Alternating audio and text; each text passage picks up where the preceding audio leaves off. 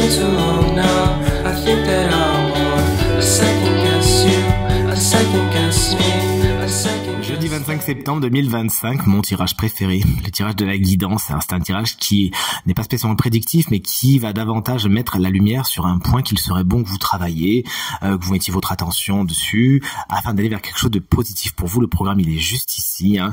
C'est le même programme que le tirage de la semaine, que je vous invite donc à consulter si ce n'est pas encore fait. Cette guidance, elle commence avec les signes de feu, c'est-à-dire Bélier, Lion, Sagittaire. Par exemple, regardez, moi je suis Verseau, mais je suis ascendant Lion. Donc cette guidance me concerne également, puisque on parle de mon ascendant. Voici la carte du chevalier de coupe. Alors, en tant que guidance, il est chouette. Il vous conseille tout simplement de suivre votre bonhomme de chemin, d'écouter votre cœur, d'écouter ce qui vous fait vibrer et d'y aller sans vous retourner.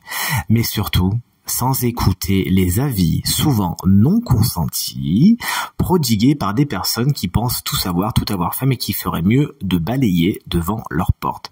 Cette carte également vous invite à faire la part belle au sentimental. Alors, si vous aviez plus ou moins fermé la porte dessus, si vous êtes célibataire, ou si vous n'êtes plus vraiment dans les démonstrations et les jolis mots, si vous êtes en couple, alors il faut un petit peu changer votre fusil d'épaule. Ce serait bien de remettre de l'énergie là-dedans afin d'en attirer des énergies tout aussi bonnes et de faire donc proliférer tout cela. Ça peut représenter quelqu'un également, le cavalier de coupe, souvent signe d'eau, c'est-à-dire Cancer, Scorpion ou Poisson, qui pourrait représenter un ou une guide de choix aujourd'hui. Salut les signes d'air, c'est-à-dire Gémeaux, Balance et Verseau. Une carte flamboyante que celle de l'As de bâton. Alors figurez-vous que je me suis levé ce matin en pensant à cette carte. Demandez-moi pas pourquoi. Donc la voici, la voilà. Elle vous explique que c'est le moment de balancer tout votre potentiel créatif.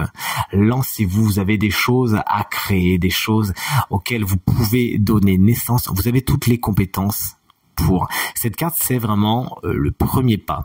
Si vous avez un projet, une envie, un désir, alors là, on vous explique que ce qui est le plus important, surtout si ça vous apparaît comme insurmontable ou trop difficile ou trop long, naninana, bah, le plus important, c'est le premier pas. Lancez-vous, commencez et tout suivra par la suite. Voici pour votre guidance. Salut les signes d'eau.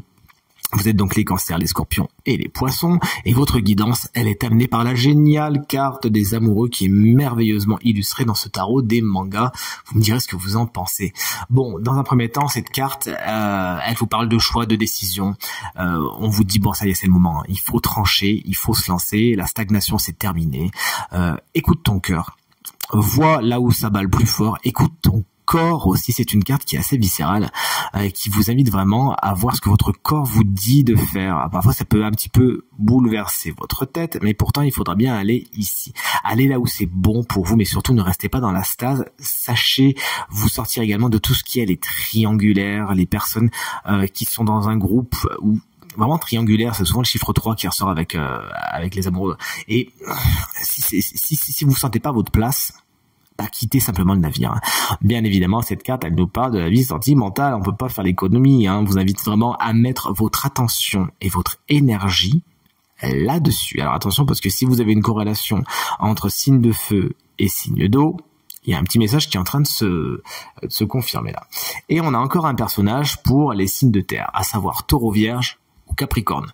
Dans sa version guidance, le roi d'épée vous invite à trancher, à décider, à user de votre pouvoir décisionnaire, de ne le laisser à personne d'autre, ne laissez personne d'autre décider à votre place. Mais attention, lorsque vous allez utiliser l'épée du roi d'épée, justement, faites-le d'un seul coup. Lui, il revient pas sur ses dires, il revient pas sur ses faits. Donc, si vous vous engagez, si vous promettez quelque chose, autant vous dire, il faut vraiment le faire. Donc, ayez le courage de vos décisions et la vie sera belle.